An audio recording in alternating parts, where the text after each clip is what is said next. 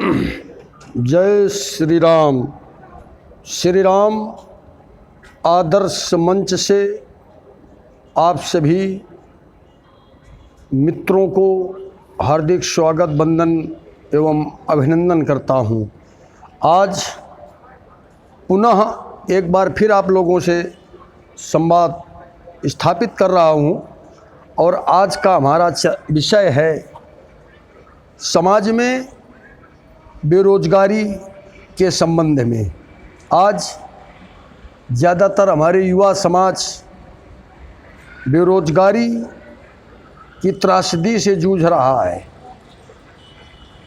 मैं इस बात को समझ सकता हूं कि आय के स्रोत मजबूत ना होने के कारण ज़िंदगी को जीना बहुत विषम परिस्थिति है, लेकिन एक पहलू ये भी है, ये ज़रूरी नहीं है कि भारत के में प्रत्येक व्यक्ति को सरकारी नौकरी या अपनी इच्छाओं की या अपनी मनमुआफिक आय साधन सुख समृद्धि युक्त जॉब और व्यापार हमें मिल सके।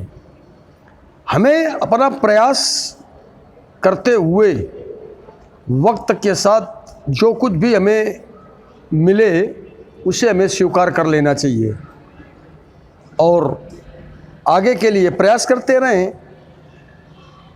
मैंने जो अपने अनुभव किया तो काफ़ी हद तक मैंने जो पाया वो मैं आप लोगों को बता रहा हूँ।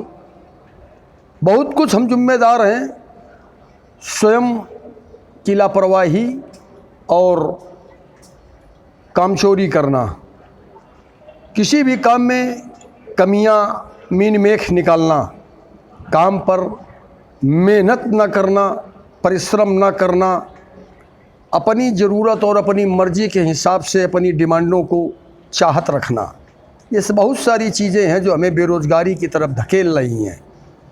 इसलिए ख़ास तौर से अपनी युवा पीढ़ी से मैं आग्रह करता हूं कि ज़्यादातर मैंने देखा ख़ास तौर से युवाओं के अंदर जिज्ञासा बड़ी प्रबल होती है, बड़े ऊंचे ऊंचे ख्वाब, आसमान में उड़ने के हौसले, लेकिन संघर्ष, पसीना बहाना, मेहनत कश बनना, खर्चे कम करके ज़रूरतें पूरी करना, ये शायद उन्हें समझ में नहीं आया। मूल सिद्धांतों को जब तक हम नहीं समझेंगे तब तक हम इस बेरोजगारी की महामारी पर जूझते रहेंगे। जैसे कि अभी हमने एक परिदृश्य देखा, अभी चुनाव का पीरियड चल रहा था या समय समय पर हमारे बीच में चुनाव आते रहते हैं।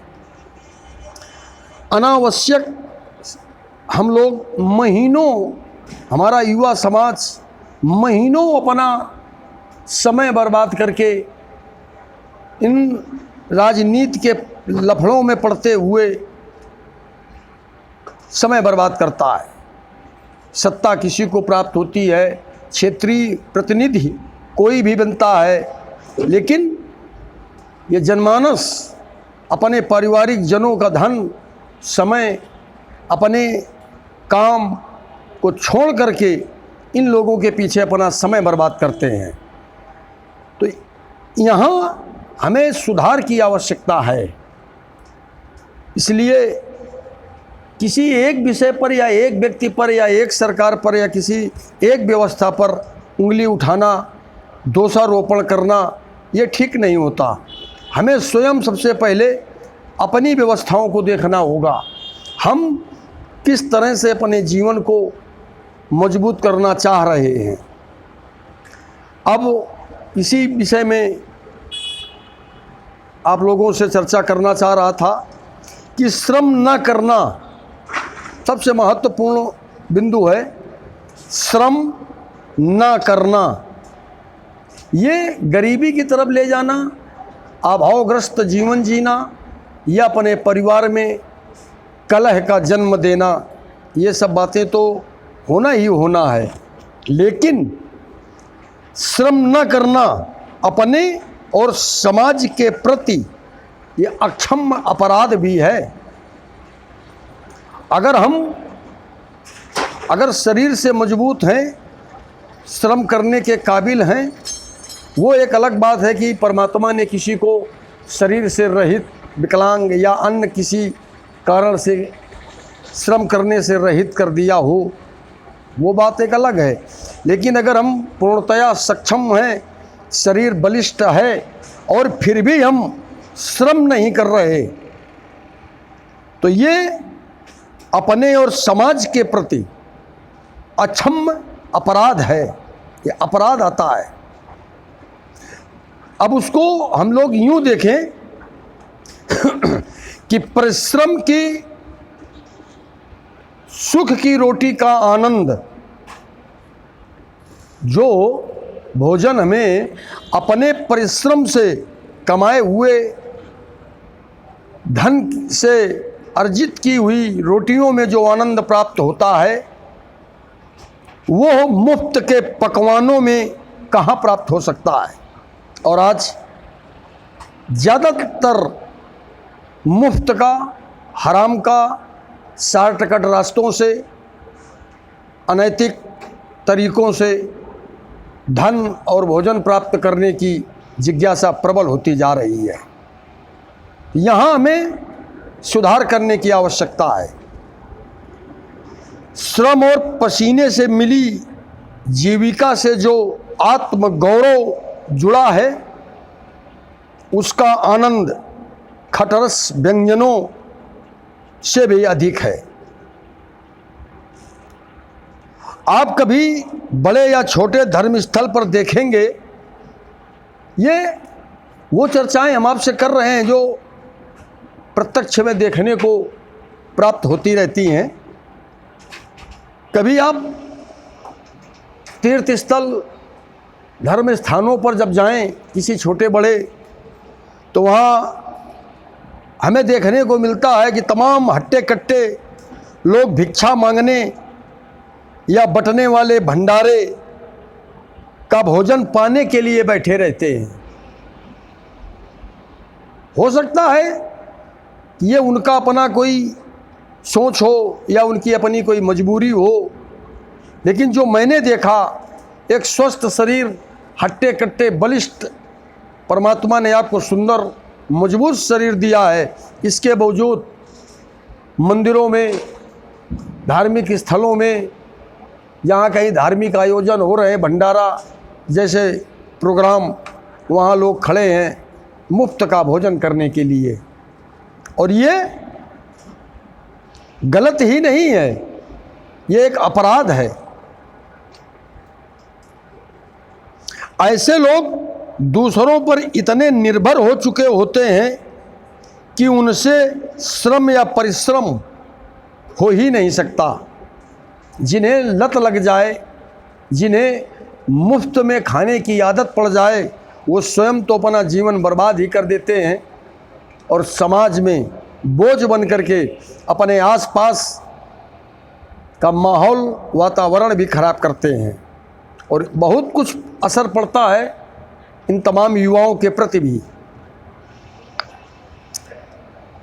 ऐसे लोगों को बैठे बिठाए खाने को जो मिल जाता है, वो श्रम क्यों करें? क्योंकि हमारे देश में धार्मिक सांस्कृतिक कार्यक्रमों का आयोजन अनवरत कहीं न कहीं चला ही करता है। कभी मंदिरों में, कभी गुरुद्वारों में, कभी सार्वजनिक जीवन में, पब्लिक में, इस तरह के आयोजनों का कार्यक्रम चला ही करता है। तो बहुत सारे लोगों ने अपनी एक मनोवृत्ति बना रखी है और ये दुर्भाग्यपूर्ण है। ध्यान से ऐसे लोगों का चेहरा अगर देखें तो लगेगा कि घोर निराशा और अर्थहीन जीवन ये जी रहे हैं। क्योंकि जब हम किसी के आश्रित हो जाते हैं, किसी के सहारे जीवन जीने के लिए विवश और बाध्य हो जाते हैं, तो जीवन में निराशा, हताशा ही हाथ आती है। मन में ना कोई जिज्ञासा होगी, ना कोई उमंग, ना कोई स्वयं सोच और नए सृजन करने की कार्य क्षमता।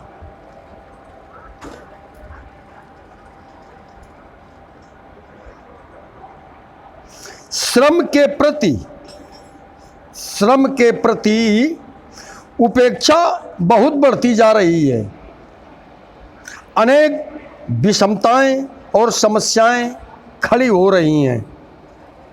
श्रम के अभाव में गरीबी को पोषण मिलता है। अगर हम श्रम रहित होकर के परिश्रम न करते हुए जीवन जीना चाह रहे हैं तो आप इस तरह से तमाम अनेक रास्ते हैं जो हम खुद का पेट भरते हुए जीवन तो काट सकते हैं, लेकिन गरीबी, बेबसी, विवशताएं और मजबूरियों का अंबार भी लगता चला जाएगा। इसलिए परिश्रम मूल मंत्र है जीवन का और ये हमें करने से डरना नहीं चाहिए। सच है कि उपार्जन, उत्पादन का आधार श्रम है। जिस समाज में श्रम के प्रति दिलचस्पी नहीं होगी वहाँ उपार्जन कैसे बढ़ेगा? श्रम न करने से शारीरिक प्रणाली असंतुलित हो जाती है। इसलिए हमें हर तरह से श्रम करने के लिए मजबूत रहने की आवश्यकता है। गरीबी और दीनता का कारण सही ढंग से श्रम न करना। सामने पड़ा हुआ काम जब श्रम का अंजाम चाहता है तब हम हाथ पर हाथ धरे बैठे रहते हैं। उदाहरण के लिए कि जब एक किसान को, एक मजदूर को समय से अपने खेत में काम करने की आवश्यकता है, चाहे वो खेत में पानी लगाना हो, जुताई करना हो, मजदूर को समय से अपने कार्य क्षेत्र में जाना हो, प्राइवेट सेक्टर की नौकरी करने वाला समय से ड्यूटी करने जाना हो, लेकिन हम कहीं न कहीं इन सांसारिक अपवादों में पड़ते हुए कभी राजनीति में दिलचस्पी ले रहे हैं, कभी गांवदारी, क्षेत्रवाद या इन तमाम समस्याओं में अनावश्यक, जहाँ से हमारा कोई संबंध नहीं हो सकता, जिससे हमें कुछ प्राप्त नहीं हो सकता सिवा मानसिक दर्द, सामाजिक विघटन के, लेकिन फिर भी हम अपनी संलिप्तता इन कामों में बड़ी दिलचस्पी के साथ देते हैं और उसका दुष्परिणाम ये प्राप्त होता है कि हम समय से अपने काम को अंजाम न दे पाने के कारण जो धनोपार्जन हमें होना चाहिए, जो हमें अपनी आवश्यकताएं पूर्ति के लिए ज़रूरतें होनी चाहिए, वो नहीं पूरी कर पाते हैं। इसलिए हमें समय का बहुत ध्यान रखने की आवश्यकता है। समय का सही सदुपयोग परिश्रम से, संघर्ष से करते रहें तो एक न एक दिन निश्चित हम अपनी स्थिति को बदलने में कामयाब हो सकते हैं। जो वस्तु उपयोग में नहीं आती वो जल्दी ही नष्ट हो जाती है। ये जो मैंने अभी कहा कि जो वस्तु उपयोग में नहीं आती वो जल्दी नष्ट हो जाती है, इसे संसार में नश्वरवान वस्तुओं से ही केवल हम ना देखें। ये चीज़ें ऐसा नहीं कि केवल यहाँ आर्टिफिशियल चीज़ें ही बर्बाद होती हैं। अगर हम अपने शरीर को उचित मात्रा में श्रम नहीं दे रहे, समय से इसका उपयोग नहीं कर रहे, तो ये धीरे धीरे आलस्य से युक्त हो जाएगा और बीमारियों से ग्रसित होते हुए धन खर्च करके और बर्बादी के आखिरी स्टेज पर पहुंच जाता है। और सबसे सरल सहज तरीका है इस शरीर को स्ट्रांग, मजबूत और एक लंबे समय तक अपने जीवन के मुवाफिक रखने का सही इलाज है परिश्रम, इस शरीर से जितना ज़्यादा से ज़्यादा हम श्रम कर सकते हैं, ये शरीर हमारा उतना ही बलिष्ठ और मजबूत रह सकता है। नष्ट और बर्बाद होने की स्थिति से इसे बचाया जा सकता है। इसलिए मेरे साथियों, शरीर परमात्मा ने हमें दिया है श्रम करने के लिए। हाथ, पैर, बुद्धि, अन्य अंग काम करने के लिए हैं। दूसरों पर निर्भर हो शरीर का उपयोग न होने पर उसी तरह नष्ट हो जाता है जैसे बेकार पड़ी मशीन जंग लगकर नष्ट हो जाती है। श्रम न करना अपने प्रति, अपने समाज के प्रति, राष्ट्र के प्रति और मानवता के प्रति ये अक्षम्य अपराध हैं। इसलिए मेरे प्रियजन साथियों, अभी जो मैं चर्चा कर रहा हूँ इसका केवल एक मकसद है कि हम स्वयं, आज एक दुर्भाग्य है कि हम सलाह तो बहुत दे सकते हैं, ज्ञान बांट सकते हैं, लोगों को समझाने का, ज्ञान बांटने का, तमाम चर्चाएं करने का, समाज में ठेकेदारी के करने का या किसी न किसी सेक्टर में नेता बनने का, ये सब चीज़ों की एक शौक पाल लेना आज देश में एक प्रचलन सा चल रहा है। लेकिन स्वयं का जीवन खोखला और अधूरा लिए हुए हम घूम रहे हैं। मैं जहाँ तक समझ पा रहा हूँ, मेरा अपना पर्सनल ये मत है कि हम ज़्यादा ज्ञान न बांटते हुए, ज़्यादा किसी को सलाह और शिक्षा न देते हुए, पहले मैं अपने आप को ज्ञान दे लूँ, शिक्षा से युक्त कर लूँ, विवेक का सही इस्तेमाल कर लूँ, इस देश, समाज, परिवार, लोगों के लिए पहले हम अपने आप में एक उदाहरण बन लें। लोग हमें देख करके दूसरों को बताएं, न कि हम दूसरों को ये बताएं कि आपको ऐसा करना चाहिए। जब आपके आसपास जीवन के रहने वाले लाखों हजारों लोग अपने पारिवारिक जनों को तुम्हारी बात रख करके अपनी बात शुरू करें, अपने बेटों से, भाइयों से, पारिवारिक जनों से, जब लोग तुम्हें प्रस्तुत करते हुए अपना पक्ष रखें कि देखिए एक वो व्यक्ति है जिसने इतने कम समय में परिश्रम के द्वारा संघर्ष करते हुए आज अपने जीवन को मजबूत और सशक्त कर लिया।